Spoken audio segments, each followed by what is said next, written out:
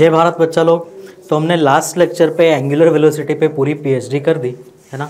तो वो जो तुम्हारा टॉपिक था वो नीट के लिए बहुत ज़्यादा इम्पॉर्टेंट तो नहीं है, बट फिर भी जब हम आगे रोटेशनल पढ़ना शुरू करेंगे ना तो मैं तुमको रोटेशन थोड़ा अच्छे लेवल पे पढ़ाऊंगा, तो वहाँ पे ये एंगुलर वेलोसिटी और ओमेगा वाले सारे टर्म्स इंपॉर्टेंट होंगे। क्लियर? हाँ, बट जेई के लिए वो एंगुलर वेलोसिटी टॉपिक इंपॉर्टेंट है। ठीक है, कभी भी डायरेक्ट एंगुलर वेलोसिटी इंपॉर्टेंट नहीं होने का मतलब क्या है कि डायरेक्ट एंगुलर वेलोसिटी के ऊपर वो तुमसे क्वेश्चन नहीं पूछेगा कभी, है ना। नीट के एग्जाम में कभी भी एंगुलर वेलोसिटी ओमेगा के ऊपर डायरेक्ट क्वेश्चन पूछा हुआ बहुत कम मिला है, बट ये जो एंगुलर वेलोसिटी टर्म है ना, ये आगे तुम्हारे सिलेबस में कई बार आएगा, इसलिए अपने को उसे अभी से अच्छे से समझ करके रखना है ना। वहाँ पर फिर अपने को प्रॉब्लम नहीं होनी चाहिए। क्लियर सभी को? अब आज का लेक्चर भी तुम्हारा ऐसा है कि इसमें भी डायरेक्ट नीट में इस टॉपिक पे डायरेक्ट क्वेश्चन कभी नहीं आया, समझ आया। बट जेई में पहले ये क्वेश्चन आया है और आ भी सकता है। क्लियर सभी को? बट डायरेक्ट क्वेश्चन नहीं आया, लेकिन इंपॉर्टेंट है टॉपिक हमारे लिए ना, तो बट इंटरेस्टिंग है। चलो हम करते हैं। ठीक है, what is radius of curvature. आज जो हम टॉपिक पढ़ेंगे वो है radius of curvature. Radius of curvature क्या चीज़ होता है ना, तुम किसी भी कर्व पाथ पे चलो, कैसा भी कर्व पाथ हो, है ना। जैसे मान लो अगर मैं यहाँ पे एक ऐसा कर्व पाथ बनाऊँ, ठीक है, तो ये ऐसा पाथ है ना, ऐसी सड़क है, ऐसे इस पे ऐसे ऐसे ऐसे ऐसे करके हम लोग जाएंगे। इस पे ना हर पार्ट ना कोई कर्व है। हर पार्ट क्या है? कोई ना कोई कर्व। तो अगर मैं किसी भी कर्व का ना एक छोटा सा पार्ट ले लूँ, मान लो मैं इस यहाँ पे एक छोटा सा पार्ट लूँ, तो मैं ये मान सकता हूँ ना कि ये जो कर्व है यहाँ से यहाँ, ये किसी ना किसी सर्कल का पार्ट रहा होगा। मतलब तुमने किसी सर्कल से वो टुकड़ा तोड़ के निकाला है यहाँ पे। क्लियर? तो इस पर्टिकुलर पॉइंट पे जो भी सर्कल फिट बैठेगा, मान लो मैं बिल्कुल यहाँ से यहाँ मानता हूँ कि ये किसी सर्कल का पार्ट है ना। मैं क्या मान रहा हूँ कि ये किसी सर्कल का पार्ट है। क्लियर सभी को? देखो ना, जूम करके हम देखते हैं। मैंने क्या मान लिया कि यहाँ से यहाँ किसी सर्कल का पार्ट है, आगे ये सर्कल नहीं है, इधर भी सर्कल नहीं है, ये किसी एक सर्कल का पार्ट है। तो इसके ऊपर ना मैं एक सर्कल फिट बिठा सकता हूँ ऐसा। देखो ये इस सर्कल का पार्ट है। समझ आई बात? सिमिलरली मैं यहाँ पे कोई दूसरा टुकड़ा भी उठा सकता हूँ। मान लो मैं यहाँ पे ये वाला टुकड़ा उठा लिया मैंने, मैं बोलूँगा ये भी किसी सर्कल का पार्ट है ना। तो ये इस सर्कल लेटर से ये इस सर्कल का पार्ट है। समझ आई बात? ये जो टुकड़ा था ये नीचे वाला, ये इस सर्कल का पार्ट है, और ये इस ऐसे मैं हर टुकड़े को ना किसी सर्कल का पार्ट बता सकता हूँ। तो जो भी सर्कल यहाँ पे फिट बैठता है उसका जितना भी रेडियस होगा, यही रेडियस ऑफ कर्वेचर कहलाता है ना। जो भी यहाँ पे सर्कल फिट बैठता है उसका जितना भी रेडियस होगा उसका रेडियस क्या कहलाता है? Radius of curvature. समझ आई बात सभी को? तो ये चीज़ रेडियस ऑफ कर्वेचर कहलाता है। जैसे फॉर एग्जांपल जब तुम रोड पे चलते हो, है ना, तो रोड भी ऐसे टर्न लेता है ना। तो रोड पूरा ऐसे गोल होता है क्या? सर्कल नहीं, बट वो जो रोड का एक पार्ट है, उसका कुछ रेडियस ऑफ कर्वेचर होगा, वो किसी ना किसी सर्कल का एक पार्ट होगा। समझ आए? तो इंपॉर्टेंट कॉन्सेप्ट क्या है कि एवरी हर कर्व का एक छोटा टुकड़ा किसी ना किसी सर्कल का पार्ट होता है। तो वो जिस भी सर्कल का पार्ट होता है उस सर्कल का रेडियस उस पॉइंट पे उस कर्व का रेडियस ऑफ कर्वेचर कहलाता है। मतलब अगर मुझसे पूछा जाए कि भाई तुम ये बताओ कि at this particular point radius of curvature कितना है, वो कर्व है ना यहाँ पे, मुझसे पूछा जाए बताओ इस पॉइंट पे रेडियस ऑफ कर्वेचर कितना है, तो मैं क्या करूँगा, मैं यहाँ पे एक छोटा सा टुकड़ा लूँगा और मैं देखूंगा कि ये टुकड़ा किस सर्कल में फिट बैठेगा, है ना। तो ये टुकड़ा तुम्हारा मान लो इस सर्कल में फिट बैठ रहा है, तो ये जो लेंथ है ये रेडियस ऑफ कर्वेचर हो जाएगा एट दिस पॉइंट। समझ आ गई बात सभी को? तो ये है एक्सप्लेनेशन कि रेडियस ऑफ कर्वेचर क्या होता है। उसी तरह अगर सड़क पे तुम अगर टर्न ले रहे हो तो वो टर्न भी एक कर्व है, तो वो किसी ना किसी सर्कल का पार्ट होगा। तो उस सर्कल का जितना रेडियस होगा वो उस रोड पे टर्निंग का रेडियस ऑफ कर्वेचर कहलाता है। समझ आ गई बात सभी को? और टर्न जितना शार्प होगा, शार्प टर्न मतलब ध्यान से देखो, है ना, जैसे मान लो अगर तुम रोड पे चल रहे हो, तुम ऐसे गए और ऐसे टर्न ले लिया, है ना, इस तरह से जा रहे थे और ऐसे टर्न लिया। और सिमिलरली एक दूसरा रोड है जिसमें तुम ऐसे जा रहे हो और ऐसे टर्न लिया। तुम मुझे बताओ शार्प टर्न मतलब क्या, कि तुरंत में टर्न कर गया, और ये थोड़ा लंबा टर्न है ऐसे। तो ये जो शार्प टर्न होगा ना, इसमें जब तुम सर्कल फिट करोगे यहाँ पे इस टर्न पे, तो ये जो सर्कल बनेगा ये छोटा बनेगा। जबकि जो लंबा टर्न होगा ना, वहाँ पे जब तुम सर्कल फिट करोगे इसमें किसी भी पार्ट पे, है ना, तो यहाँ पे जो सर्कल बनेगा वो बड़ा बनेगा। तो टर्न जितना शार्प होगा, रेडियस ऑफ कर्वेचर उतना छोटा होगा, है ना। ऐसे बिल्कुल तुरंत में टर्न लेना है, मतलब रेडियस ऑफ कर्वेचर बहुत छोटा है यहाँ पे, है ना, और यहाँ पे टर्न बड़ा है तो रेडियस ऑफ कर्वेचर बड़ा है। क्लियर सभी को ये चीज़? तो ये रेडियस ऑफ कर्वेचर के ऊपर डिपेंड करता है। जैसे और एक चीज़, जैसे मान लो तुम रोड पे जा रहे हो, रोड पे ना दो टाइप के स्पीड ब्रेकर मिलते हैं तुम्हें। एक स्पीड ब्रेकर तुम्हें ऐसा मिलता है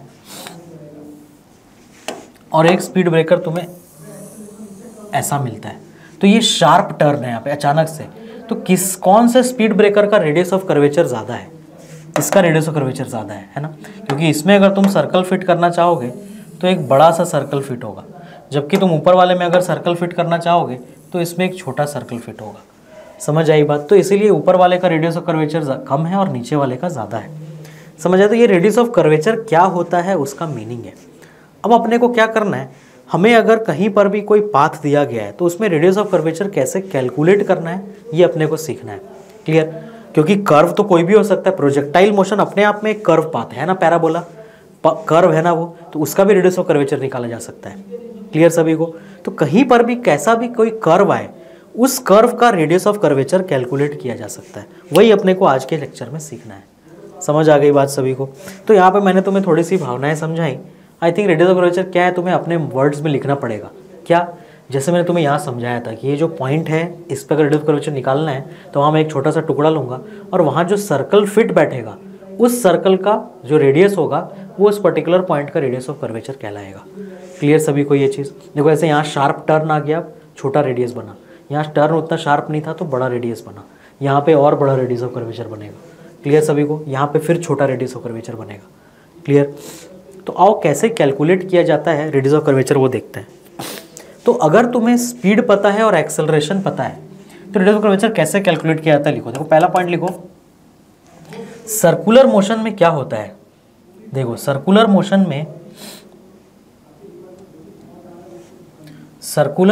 में जो तुम्हारी स्पीड होती है पार्टिकल की, है ना, मान लो पार्टिकल P यहाँ पर है और अगर वो इस तरीके से घूम रहा है इस सर्कल में, तो इस पार्टिकल की जो स्पीड होगी, जो वेलोसिटी होगा ना, वो हमेशा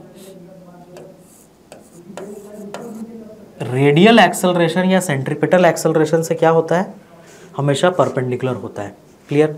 और सर्कुलर मोशन में हमें मालूम है कि जो रेडियल एक्सेलरेशन है वो v²/r होता है ना, या फिर r की वैल्यू क्या होगी, v²/ar। क्लियर?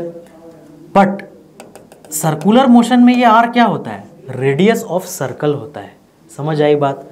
तो जब हम किसी जनरल केस में रेडियस ऑफ कर्वेचर पढ़ेंगे ना, सर्कुलर मोशन में तो रेडियस ऑफ कर्वेचर बहुत आसान बच्चों वाली बात हो गई। जो सर्कल का रेडियस होगा, है ना, मैं चाहे इस पॉइंट पे रेडियस ऑफ कर्वेचर पूछूं तो यहाँ एक टुकड़ा लो तो इस टुकड़ा पे यही सर्कल फिट बैठेगा ना, चाहे तुम उस टुकड़ा को यहाँ ले लो तो उस पर भी यही सर्कल फिट बैठेगा ना, तो बार बार उसका radius of curvature her point पे रेडियस ऑफ सर्कल के बराबर आएगा।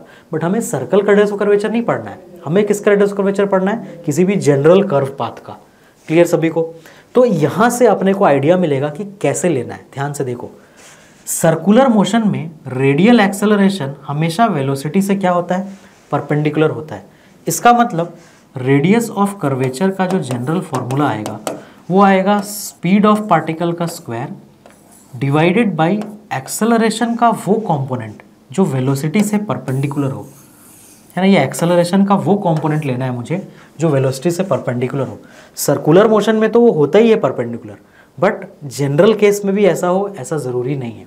तो हम क्या करेंगे उस केस में, हम एक्सेलरेशन का वो कंपोनेंट लेंगे जो वेलोसिटी से परपेंडिकुलर हो, है ना। तो यहाँ पे फॉर्मूले के बाजू में तुमको लिखना पड़ेगा ये चीज़ कि यहाँ पे v क्या है ना, v है स्पीड ऑफ पार्टिकल। याद करो जब हम ओमेगा कैलकुलेट कर रहे थे तो हम किसका कंपोनेंट निकालते थे, हम v का कंपोनेंट निकालते थे। यहाँ पे तुम्हें v को वैसा का वैसा ही छोड़ना है। कंपोनेंट किसका निकालना है तुम्हें, a का। ये है component of acceleration perpendicular to किसके, बोलो v परपेंडिकुलर किससे होता था, r के। यहाँ पे एक्सेलरेशन किससे परपेंडिकुलर है, एक्सेलरेशन वेलोसिटी से परपेंडिकुलर है। तुम्हें कंपोनेंट ऑफ एक्सेलरेशन चाहिए परपेंडिकुलर टू v, पार्टिकल का जो टोटल स्पीड होगा उससे परपेंडिकुलर कंपोनेंट तुम्हें यहाँ पे लेना है। क्लियर सभी को ये चीज़? तो अभी तुम्हें सिर्फ इस फॉर्मूले को रटना है, फॉर्मूला मैंने कैसे बनाया उसे भी देखो, हम इस पे एग्जाम्पल करेंगे तब तुम्हें पूरी बात समझ में आएगी। क्लियर? तो तुम यहाँ पे पॉइंट में क्या लिखोगे फॉर्मूला में? सबसे पहला कि velocity in circular motion is always perpendicular to radial और सेंट्रीपिटल एक्सेलरेशन, और उससे फिर मैंने ये ऐसा फॉर्मूला बनाया। इसीलिए हम जब रेडियस ऑफ कर्वेचर किसी जनरल पाथ का निकालेंगे ना, ये जनरल का फॉर्मूला हो गया। क्लियर? ये कौन से पाथ का फॉर्मूला हो गया? जनरल। तो जब भी मैं जनरल पाथ में रेडियस ऑफ कर्वेचर निकालूंगा तो मुझे एक्सेलरेशन का वही कंपोनेंट लेना है जो उसकी वेलोसिटी से परपेंडिकुलर हो। क्लियर सभी को? और इसको एग्जांपल से समझते हैं। ये तुम्हारी थ्योरी हो गई, यहाँ पे इसको नोट कर लो और एग्जांपल देखते हैं। प्रोजेक्टाइल मोशन है ना, कर्व पाथ है, अलग अलग रेडियस ऑफ कर्वेचर आएगा अलग अलग पॉइंट पे। उसने तुमसे 2 क्वेश्चन पूछे, एक क्वेश्चन एक एक करके चलते हैं। Find radius of curvature eight top most point. तो चलो पहले तो इसका पाथ बनाया जाए, है ना। ये पार्टिकल का पाथ कैसा होगा? ये इस तरीके से जाएगा। मुझे पूछा गया radius of curvature eight top most point, कि टॉप मोस्ट पॉइंट पे रेडियस ऑफ कर्वेचर कितना होगा। क्लियर? टॉप मोस्ट पॉइंट पे रेडियस ऑफ कर्वेचर कितना होगा, है ना। तो टॉप मोस्ट पॉइंट पे अगर मुझसे रेडियस ऑफ कर्वेचर पूछा जा रहा है तो मैं क्या कैलकुलेशन करूँगा, ध्यान से देखो, है ना। मुझे फॉर्मूला पता है, कि रेडियस ऑफ कर्वेचर क्या होता है? Speed square by A perpendicular. तो सबसे पहले तो मुझे टॉप मोस्ट पॉइंट पे स्पीड चाहिए। तो बताओ कैसे निकालेंगे टॉप मोस्ट पॉइंट पे स्पीड? 50 cos 53, यहाँ पे इनिशियल स्पीड कितना है? ये 30, 50 sin 53 40। मुझे बताओ टॉप मोस्ट पॉइंट पे इन दोनों में से एक ही कंपोनेंट बचता है, कौन सा? 30। तो यहाँ पे पूरी की पूरी स्पीड सिर्फ 30 है। तो सबसे पहले तुमने स्पीड निकाल लिया टॉप मोस्ट पॉइंट पे 30। तो v स्क्वायर के फॉर्मूले में v मिल गया 30 स्क्वायर। अब तुम्हें उस पार्टिकल का एक्सेलरेशन चाहिए, वो भी वेलोसिटी से परपेंडिकुलर। ये क्वेश्चन संयोग से या फिर लक बाई चांस ऐसा हो गया कि इस पर्टिकुलर पॉइंट पे एक्सेलरेशन एग्जैक्टली परपेंडिकुलर ही होता है। बोलो जब प्रोजेक्टाइल मोशन करता है तो उस वक्त एक्सेलरेशन ग्रेविटी का ही लगता है नीचे की तरफ। तो ये पूरा का पूरा जी तुम्हारा ए परपेंडिकुलर है, यही तो डायरेक्शन होगा जी का, है ना। तो यहाँ पे मुझे कंपोनेंट डिवाइड करने की ज़रूरत नहीं पड़ी, सेकंड पार्ट में पड़ेगी। बट तुम्हें बेसिक क्या फॉलो करना है? पार्टिकल का पूरा स्पीड लेना है और एक्सेलरेशन का वो कंपोनेंट लेना है जो स्पीड से परपेंडिकुलर हो। क्लियर सभी को? तो यहाँ पे पूरा का पूरा जी परपेंडिकुलर है, तो मैं पूरा का पूरा जी ले रहा हूँ 10। तो 900/10 90 मीटर्स। इसका मतलब अगर मैं यहाँ पर एक सर्कल फिट करूँ, इस पर्टिकुलर पॉइंट पे अगर मैं एक सर्कल फिट करूँगा, है ना, कहाँ पे? टॉप मोस्ट पॉइंट पे। तो मैं एक छोटा टुकड़ा कर लेता हूँ, तो मैं ये जो सर्कल यहाँ पे जो फिट होकर के आएगा, है ना, इस पॉइंट पे बिल्कुल टच करता हुआ, उसका रेडियस कितना होगा इस सर्कल का? 90 मीटर्स। ये है इसका मतलब।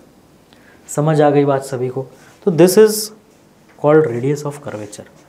अब सेकेंड पार्ट इस क्वेश्चन का, एट टॉप मोस्ट पॉइंट में तो निकाल लिया हमने, at t = 1 second. Interesting, ball को थ्रो करने के 1 सेकेंड के बाद, तो फिर से डायग्राम में काम करते हैं, ये वाला सब नोट कर लो पहले, फिर सेकंड पार्ट करेंगे ना 1 सेकेंड पे। तुम चाहो तो पॉज करके ट्राई भी कर सकते हो एक बार। तुम्हें क्या क्या चाहिए होगा? 1 सेकेंड के बाद पार्टिकल की टोटल स्पीड चाहिए होगी। याद कर, ध्यान देना, 1 सेकेंड पे इसके x में वेलोसिटी होगी, y में भी, वो टोटल वेलोसिटी निकाल लो। फिर एक्सेलरेशन का कंपोनेंट निकालोगे जो उस टोटल वेलोसिटी से परपेंडिकुलर हो। समझ आया? आओ करते हैं इस क्वेश्चन को। देखो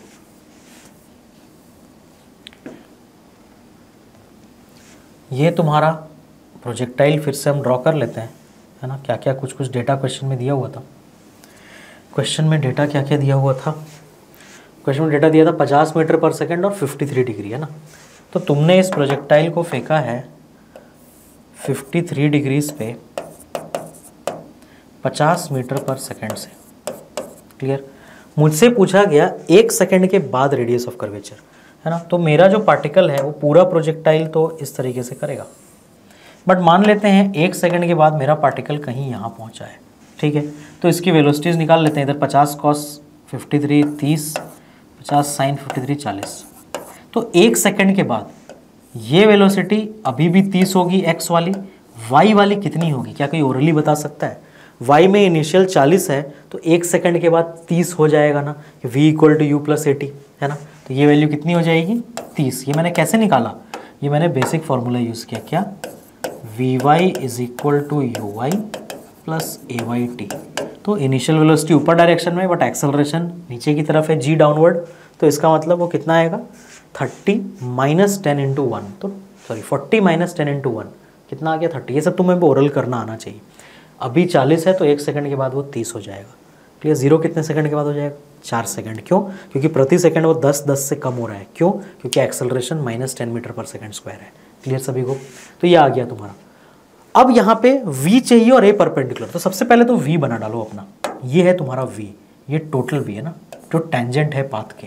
वेलोसिटी हमेशा कर्व के टेंजेंट होता है और इसकी वैल्यू आएगी 30√2, कोई शक नहीं इसमें। 30 और 30 का रिजल्टेंट कितना आएगा, दोनों 30 90 डिग्री पे है, 30√2। ये तुम्हें v मिला है ना, जो तुम्हारे रेडियस ऑफ कर्वेचर का फॉर्मूला है v² a परपेंडिकुलर, इसका v मिल गया मुझे।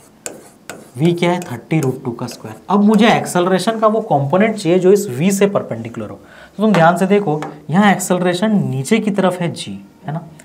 क्या ये g जो 10 आ रहा है, क्या ये g परपेंडिकुलर है इस v से? नहीं। मतलब तुम्हें इस g का वो कंपोनेंट चाहिए, तुम्हें इस g का वो कंपोनेंट चाहिए जो इस से परपेंडिकुलर हो। क्लियर सभी को? तो उसके लिए तुम्हें ये वाला एंगल चाहिए होगा ताकि तुम 10 cos थीटा कर सको। तो एक काम करते हैं, आओ इस थीटा को निकालते हैं। क्लियर, ध्यान से देखो कैसे निकालेंगे हम थीटा को। ये 30 है, ये 30 है, तो है ना, थोड़ा मैं जूम कर रहा हूँ ताकि तुम क्लियरली देख पाओ उस चीज़ को। लो सर, अब थोड़ा बोल के आपने ज़्यादा जूम कर दिया। देखो ये 30, ये 30, तो अगर मैं tan यहाँ पे इस एंगल को बात करूँ, इस एंगल को, तो ये 30/30 1 हो जाएगा ना, मतलब 45 डिग्री। बोलो ये 45 डिग्री में किसी को कोई डाउट? ये जो रिजल्टेंट है इसका x कंपोनेंट और y कंपोनेंट दोनों 30-30 है ना, तो रिजल्टेंट 45 डिग्री एंगल बना रहा होगा ना, मतलब एग्जैक्टली बीच में। समझ आ गई बात सभी को, है ना। tan theta is equal to 30/30, मतलब ये 45 डिग्री हो गया। अब अगर ये 45 है तो ये लाइन मैंने कहाँ खींची है? ये जो पिंक वाली लाइन मैंने खींची है वो इस वेलोसिटी वेक्टर से परपेंडिकुलर खींची है ना। क्यों खींची है? क्योंकि यही तो a परपेंडिकुलर होगा जो कि 10 cos थीटा के बराबर होगा, विच इज़ दिस थीटा ना, 10 का कॉम्पोनेंट। तुम्हें वेलोसिटी का एक्सेलरेशन का वो कॉम्पोनेंट लेना है जो वेलोसिटी से परपेंडिकुलर हो, तो उसके लिए मुझे ये एंगल चाहिए। अब मैं इस एंगल को निकाल रहा हूँ, है ना। तो ये 45 हो गया, देखो ये 90 है तो ये भी 45 हो गया। अब देखो ये g वर्टिकल के डायरेक्शन में होता है और ये 30 हॉरिजॉन्टल वाला था, तो हॉरिजॉन्टल वर्टिकल में कितना एंगल होता है, मतलब ये एंगल भी 90 है, तो उसमें से अगर ये 45 है तो ये थीटा भी ज़रूर 45 होगा ना। आराम से प्यार से देखो, इतनी ज्योमेट्री है इसमें, बाकी तो फॉर्मूले में अप्लाई करना है। मतलब ये 45 आ गया, तो 10 cos 45 मतलब 10/√2। तो तुम्हारा a परपेंडिकुलर हुआ यहाँ पे 10/√2, ठीक है। तो अभी अपन वापस चलते हैं और फॉर्मूले में वैल्यू डाल देते हैं 10/√2। तो ये आंसर आ गया 30√2 का स्क्वायर कितना आएगा 900, 1800 ऊपर हो गया, एक √2 और ऊपर गया, नीचे 10, मतलब 180√2 मीटर्स। मतलब अगर तुमने इस पर्टिकुलर पॉइंट पे कोई सर्कल फिट करने की कोशिश की तो उसका रेडियस 180√2 आएगा। अगर इस पॉइंट पे की तो, है ना, यहाँ पे अगर तुम एक सर्कल फिट करोगे तो इस सर्कल का रेडियस आएगा 180√2 मीटर्स। क्लियर सभी को ये चीज़? तो ये तुम्हारा रेडियस ऑफ कर्वेचर की कहानी हो गई, अगर तुम्हें वेलोसिटी और एक्सेलरेशन पता है तो। और इतना ही तुम्हें जानने की ज़रूरत है। इसमें एक टॉपिक और मैं तुम्हें पढ़ा रहा हूँ, सॉरी उस टॉपिक पे आएंगे, जाए एक क्वेश्चन और बचा हुआ है हमारा, है ना। अगर वेलोसिटी और एक्सेलरेशन पता है तो हम कैसे रेडियस ऑफ कर्वेचर निकालते हैं। आई थिंक लास्ट वाला क्वेश्चन सभी को क्लियर है, इसे अच्छे से देख लो, नोट कर लो, और मेरा एडवाइस ये है कि इस पूरे क्वेश्चन को खुद से सॉल्व करो, है ना, ताकि तुम भावनाओं को समझ पाओ कि फॉर्मूला तो अप्लाई करना ही है, बट ये दोनों को कैलकुलेट करने के लिए अपने को पुराने कॉन्सेप्ट यूज़ करने पड़ रहा है। ये v निकालने के लिए तुम्हें प्रोजेक्टाइल का कॉन्सेप्ट यूज़ करना पड़ा, और फिर a परपेंडिकुलर के लिए तुम्हें ज्योमेट्री यूज़ करनी पड़ी अपनी, है ना, कि वो एंगल कितना होगा। क्लियर सभी को ये चीज़? तो this is it. Next question पे चलते हैं। नेक्स्ट क्वेश्चन तुम्हें उसने वेक्टर के फॉर्म में एक्सेलरेशन वेलोसिटी दे दी और तुमसे रेडियस ऑफ कर्वेचर पूछ रहा है। उसने क्या बोला कि एक्सेलरेशन इज 2t i और इनिशियल वेलोसिटी इज 2j। ये इनिशियल वेलोसिटी है ना, इनिशियल, u मतलब इनिशियल। वो तुमसे रेडियस ऑफ कर्वेचर चाहता है 2 सेकंड के बाद। t इक्वल टू 2 सेकंड पे रेडियस ऑफ कर्वेचर कितना होगा? क्लियर? मतलब मुझे वेलोसिटी चाहिए t इक्वल टू 2 सेकंड पे सबसे पहला तो तो मैं सबसे पहले t इक्वल टू 2 सेकेंड पे वेलोसिटी का कैलकुलेशन करूँगा। तो ध्यान से देखो, x डायरेक्शन, एक अलग अलग क्यों कर रहा हूँ मैं, क्योंकि तुम ध्यान से देखो एक्सेलरेशन किसी और दिशा में है और इनिशियल वेलोसिटी किसी और दिशा में, ये आई कैप है वो जे कैप है। तो मैं 2 सेकंड बाद अगर मुझे वेलोसिटी निकालनी है, मुझे एक्स कॉम्पोनेंट भी निकालना पड़ेगा, वाई भी निकालना पड़ेगा। वाई में तो पहले से वेलोसिटी है, इनिशियल वेलोसिटी ध्यान से देखो सिर्फ वाई में, एक्स में नहीं है। तो क्या कभी एक्स में नहीं आएगा? आएगा, क्योंकि एक्स में एक्सेलरेशन है। क्लियर? तो मैं एक्स डायरेक्शन में टोटल वेलोसिटी, सबसे पहले एक्स कॉम्पोनेंट निकाल रहा हूँ वेलोसिटी का, तो वो मैं कैसे निकालूंगा? तो एक्स डायरेक्शन में तुम ध्यान से देखो, उसने तुम्हें एक्सेलरेशन की वैल्यू दे दी 2t। तो अगर मुझे a as a function of time पता है और मुझे वेलोसिटी चाहिए, तो मैं a को dv/dt लिखता हूँ ना, इक्वल टू 2t। ठीक है, इसका मतलब dv क्या हो गया? 2t dt। और फिर क्या करेंगे? सांप लटका देंगे। समय 0 पर x कॉम्पोनेंट में वेलोसिटी कितनी थी? 0 थी ना, क्योंकि पूरा का पूरा वेलोसिटी कितना है? y में। तो हम x निकाल रहे हैं, तो x की वेलोसिटी इनिशियली 0 है। और टाइम t पे वेलोसिटी कितनी हो गई? मान लो v। तो ये LHS क्या हो जाएगा? v माइनस 0 v, और ये हो जाएगा 2 इंटू t²/2। कहाँ से कहाँ तक? 0 से t। तो 2/2 कैंसिल हो गया, तो v की वैल्यू क्या आ गई? सिर्फ t²। x कॉम्पोनेंट, इसका मतलब हमें कब चाहिए? हमें 2 सेकंड पे चाहिए, है ना, हमें 2 सेकंड पे चाहिए।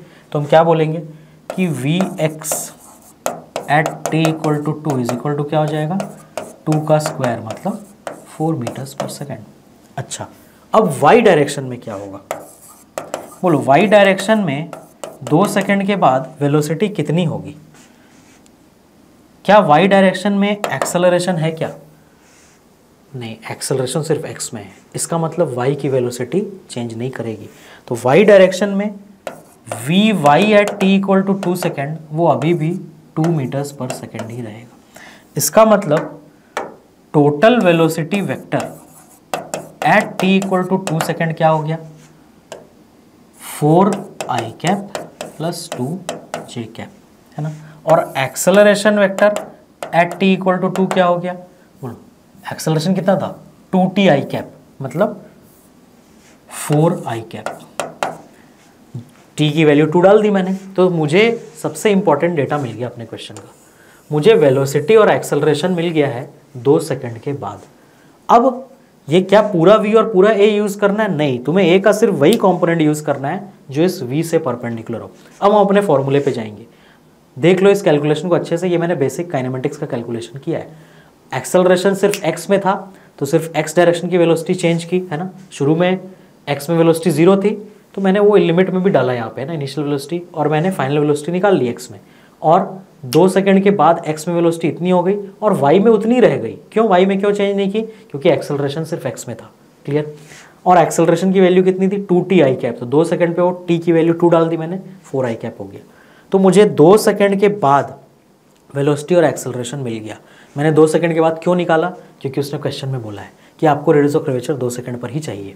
ठीक है, अब मैं अपने फॉर्मूले पे रिटर्न आऊँगा। मेरा फॉर्मूला क्या कहता है? मेरा फॉर्मूला कहता हूँ, देखो इसके पहले वाले क्वेश्चन भी मैंने यही किया ना, हर क्वेश्चन में यही कर रहा हूँ मैं।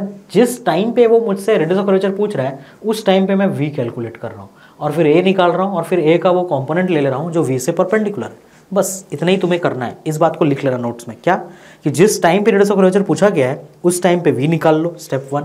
फिर स्टेप 2 उस टाइम पे a निकाल लो। फिर स्टेप 3 a का कॉम्पोनेंट ले लो v के परपेंडिकुलर। खत्म, फॉर्मूले में डाल दो, आ जाओ। चलो v और a निकाल लिया मैंने। अब मुझे इसका कंपोनेंट दो, फॉर्मूला दो, radius of curvature, radius of curvature v² a perpendicular. मुझे बताओ v क्या है? वहाँ स्पीड है ना, तो स्पीड क्या होगा? √4² + 2²। तो ये v हो गया √4² + 2², ये हो गया v, बट इसका भी होल स्क्वायर ना, क्योंकि हमें v का स्क्वायर करना है।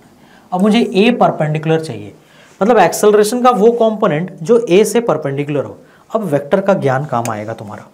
ठीक है, तुम ध्यान से देखो, अगर मैं यहाँ पे एक्सेस बनाऊँ, है ना, तो इधर x एक्सिस इधर y एक्सिस, तो जो तुम्हारा वेलोसिटी वेक्टर है वो 4i cap plus 2j cap है ना। तो वेलोसिटी वेक्टर कुछ ऐसा बनेगा, कुछ ऐसा, है ना, सच दैट इसका x कंपोनेंट जो है वो 4 आए और y कॉम्पोनेंट जो है वो कितना है, y कॉम्पोनेंट जो है वो 2 आए।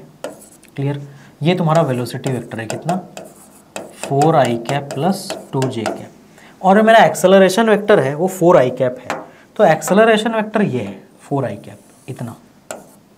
क्लियर, ये एक्सेलरेशन वेक्टर है 4i कैप। क्या ये एक्सेलरेशन इस वेलोसिटी से परपेंडिकुलर है? नहीं, मुझे एक्सेलरेशन का वो कंपोनेंट चाहिए होगा जो इस वेलोसिटी से परपेंडिकुलर हो। तो मान लो मैं यहाँ पर उसका एक कंपोनेंट ड्रॉ कर रहा हूँ एक्सेलरेशन का, जो इस वेलोसिटी से परपेंडिकुलर है। अब अगर मुझे एक्सेलरेशन का ये कंपोनेंट चाहिए तो मुझे ये एंगल चाहिए। क्लियर सभी को, मुझे ये एंगल चाहिए। अब वो एंगल मैं कैसे निकालूंगा, that is most important.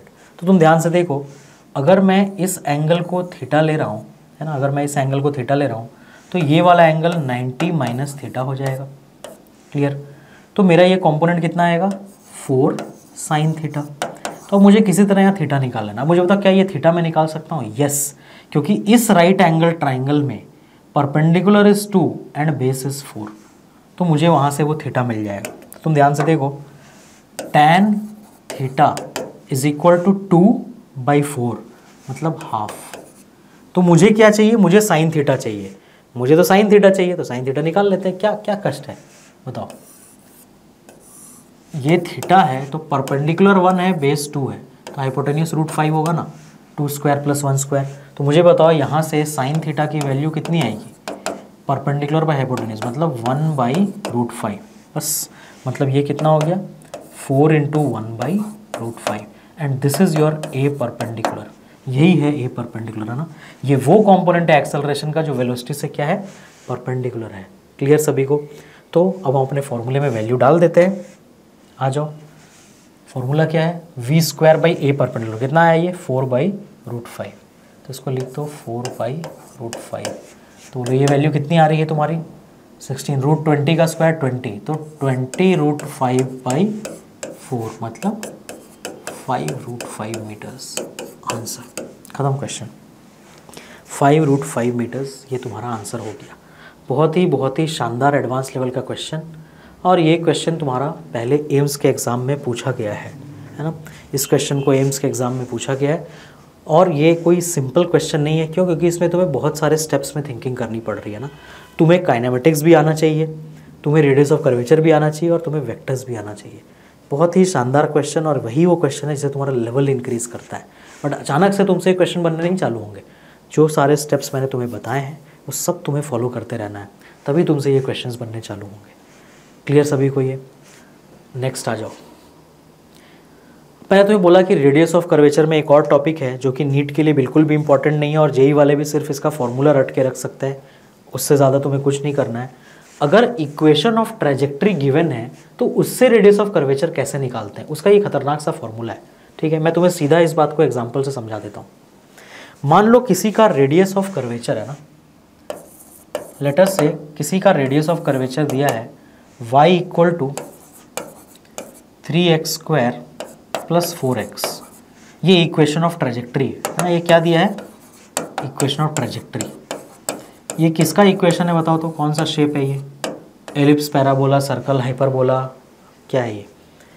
y का पावर 1 x का पावर 2, ये पैराबोला है और वो भी अपवर्ड पैराबोला है ना। दोनों इक्वेशन के अलग अलग साइड हैं और x का कोएफिशिएंट पॉजिटिव है, y का भी पॉजिटिव है, अपवर्ड पैराबोला है ये। That is not important. तुमसे बोला गया find radius of curvature at x = 2 metres, है ना। ये एक पैराबोला है जिसका रेडियस ऑफ कर्वेचर तुम्हें बताना है एट x = 2। तो तुम इस फॉर्मूले में वैल्यू डालोगे। इस फॉर्मूले में तुम्हें dy/dx चाहिए और तुम्हें d2y/dx2 चाहिए, है ना। तो मैं करके दिखाता हूँ। आओ, सबसे पहले तो dy/dx कैलकुलेट कर लो। बोलो dy/dx कितना हो जाएगा, dy/dx को डिफरेंशिएट करो, 2x तो ये 6x + 4, है ना। और d2y/dx2 कितना हो जाएगा, दोबारा डिफरेंशिएट करो तो सिर्फ 6। अब वैल्यू डालते हैं। हमें कब वैल्यू चाहिए, हमें चाहिए एट x = 2। तो x = 2 पे वैल्यू क्या हो जाएगी, 6 × 2 + 4 मतलब 16, और ये है 6। फॉर्मूले में डाल दो, है ना। 1 + 16 का होल स्क्वायर, है ना। तो ये वैल्यू कितनी हो जाएगी इस एग्जाम्पल में, 1 प्लस 16 का होल स्क्वायर का power 3/2 divided by 6, d2y/dx to 6 आया। तुम्हें वो सब पावर का कैलकुलेशन कैसे होगा टेंशन लेने की ज़रूरत नहीं है, तुम बस प्रोसेस देखो यार। तुमने dy/dx निकाला, d2y/dx निकाला, x = 2 मीटर पे वैल्यू निकाल ली। अब यहाँ वैल्यू में आंसर में डाल दे रहे हो, तो 1 प्लस 16 का स्क्वायर, 16 का स्क्वायर कितना होता है 256 है ना, तो 256 प्लस 1 257, तो 257 का पावर 3/2/6, बस ख़त्म, इतना ही आंसर है। क्लियर सभी को? This is your answer, this is your answer. तो ये है अगर तुम्हें रेडियस ऑफ कर्वेचर निकालना है और इक्वेशन ऑफ ट्रेजेक्टरी गिवन है तो उसके लिए तुम्हारा ये फॉर्मूला रटा हुआ होना चाहिए। और इतने पे ही तुम अगर क्वेश्चन में एग्जाम में ऐसा क्वेश्चन आया तो ऑप्शन में ऐसे ही फॉर्म में आंसर देगा, तुम्हें उसका पावर 3/2 नहीं करना पड़ेगा। क्लियर सभी को ये चीज़? तो ये तुम्हारा रेडियस ऑफ कर्वेचर के ऊपर पूरी कहानी हो गई। क्लियर सभी को? मिलते हैं अपने नेक्स्ट लेक्चर में, थोड़ा हम वापस रिटर्न आएंगे अपने मेन इंपॉर्टेंट पॉइंट चैप्टर में। ठीक है, नेक्स्ट लेक्चर में मिलेंगे। जय भारत। और शानदार लेक्चर्स के लिए आप हमारे चैनल को YouTube पे सब्सक्राइब कर सकते हैं, गूगल प्ले से डाउनलोड कर सकते हैं, या फिर हमारा वेबसाइट advaitachievers.com पे विजिट कर सकते हैं। हमारे YouTube चैनल का नाम है अद्वैत अचीवर्स और हमारे गूगल प्ले ऐप का भी नाम है अद्वैत अचीवर्स। विद्यार्थी देवो भव। जय भारत।